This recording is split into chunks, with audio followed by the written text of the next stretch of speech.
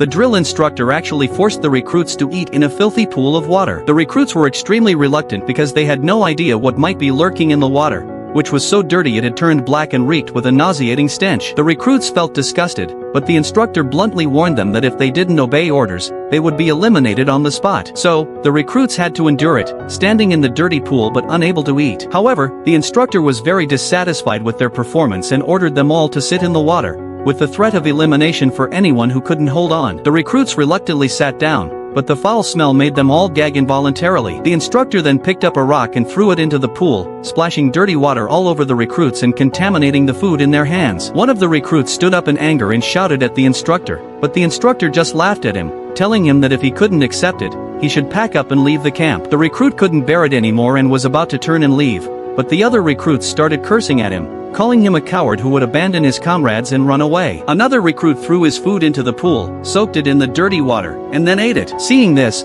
the other recruits also ate their food. The recruit who had wanted to leave was very shocked, but in the end, he chose to stay and overcome the difficulty with his comrades. At this moment, the suffering recruits had no idea that this was a specialized training exercise by the instructor. In real battlefields, special forces soldiers have to go through a lot of killing and death, and sometimes have to stay hidden for long periods. If they can't endure such pain, they can't become qualified soldiers. In the end, the recruits finished eating in the dirty pool and barely passed the instructor's test. Next, the instructor ordered everyone to carry sandbags and run to a dam 20 kilometers away. The exhausted recruits collapsed on the ground, but the instructor wouldn't let them rest, ordering them to use the sandbags to form a flag. So, the recruits had to pick up the sandbags and start arranging them, eventually forming the shape of a flag. However, the instructor then demanded that the recruits make the flag flutter. The recruits began to complain, thinking that the instructor was deliberately playing tricks on them. But since the instructor had the power to eliminate recruits, they had no choice but to obey, each grabbing a sandbag and waving it. The instructor was very pleased and ordered the recruits to carry the sandbags to an even farther place. The recruits didn't dare to disobey and had to follow the order. So, what kind of training would they encounter next?